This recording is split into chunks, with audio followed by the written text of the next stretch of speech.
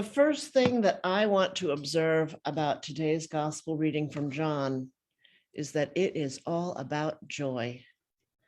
At this stage in the winter of our discontent with the pandemic, discontent with the horror that this is a time in which our Jewish siblings are held hostage in their own synagogue, discontent with too many politicians who have only a passing acquaintance with the truth and a passing decision to serve the common good. And as we acknowledge today, in a time when racism is thriving not only in secular parts of this country and in this world, but even in the church, we need some joy. So it is a delight to read this passage about Jesus at a wedding celebration, because here is a glimpse of grace as an unbelievable, more than you can possibly imagine, amazing abundance of joy. Keep in mind the scene. Jesus and his disciples are at a wedding, and the hosts run out of wine.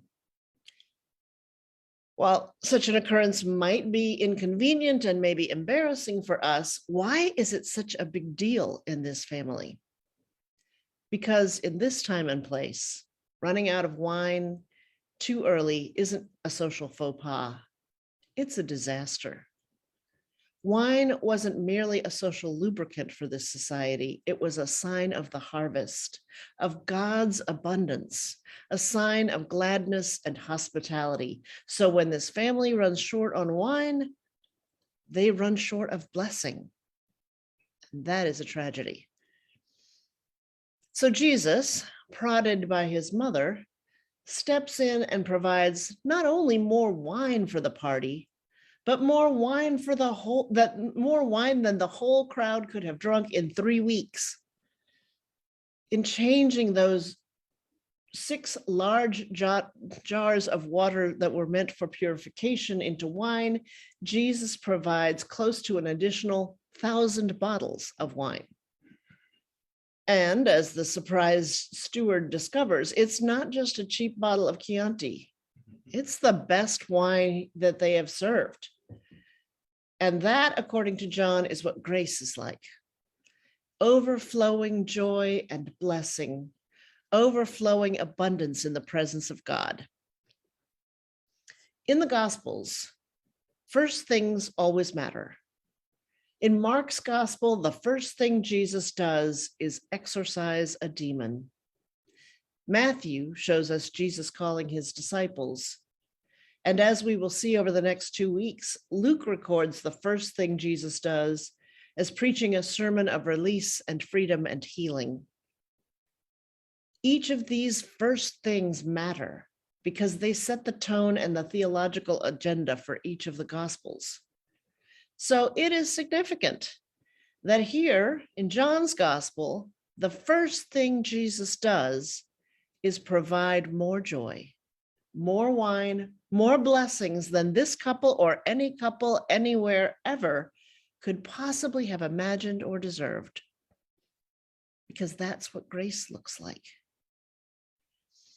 It's contrary to what we expect, because evolution predisposes us to pay attention to scarcity and fear, hardwiring us to pay attention to what is apparently a limited amount of resources as a warning sign of very real threats to our existence.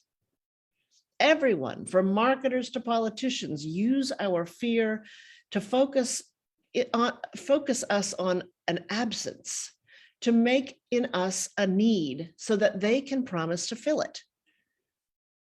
And I fear sometimes that we read the Bible in these same limited ways.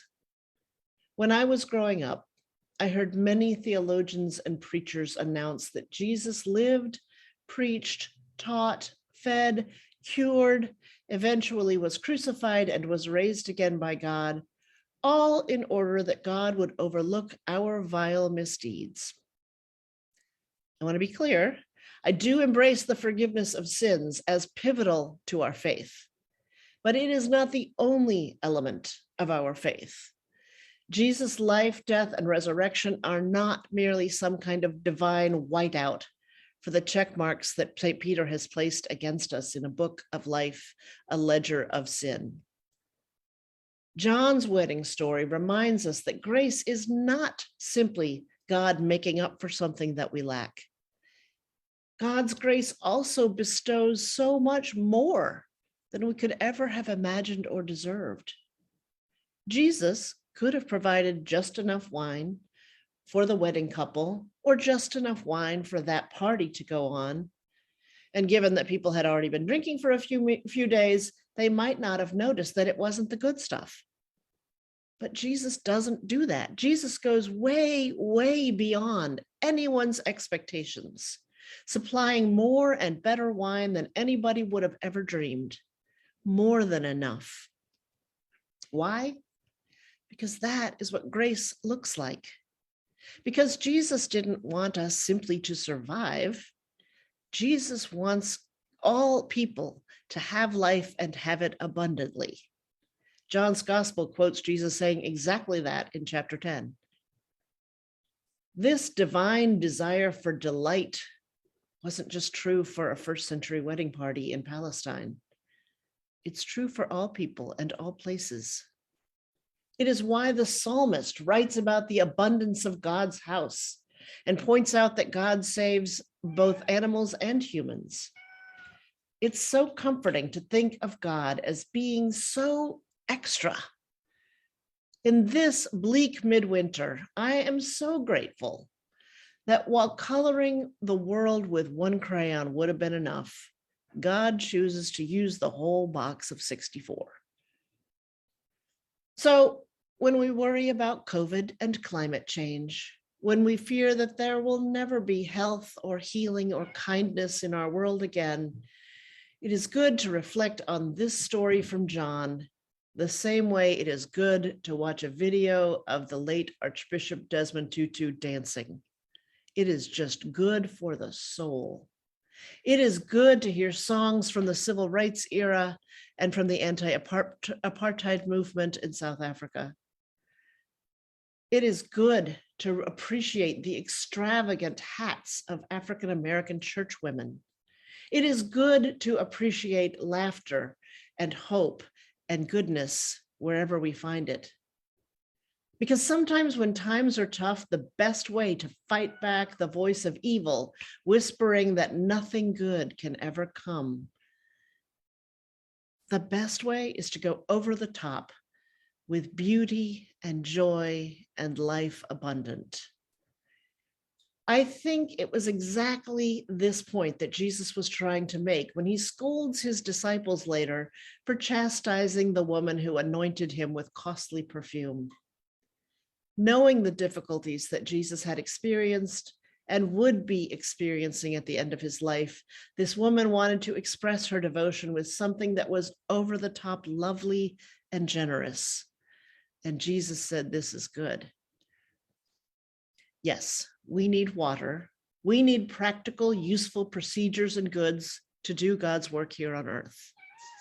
But we also need to remember that it is not out of the realm of possibility that God might choose to transform water into wine and sensible plans into something that is not only life-sustaining, but is laugh out loud, delightfully remarkable. And it may not be the ones who are supposedly the top dogs who will recognize God's gifts right away. I appreciate that in this story, the steward and the bridal couple are not the ones who understand what is happening at the wedding.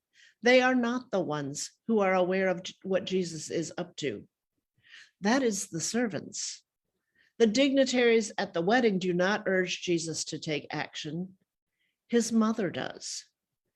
It's the people in the trenches who are leading the way, pointing out the solution to their betters, as one might say.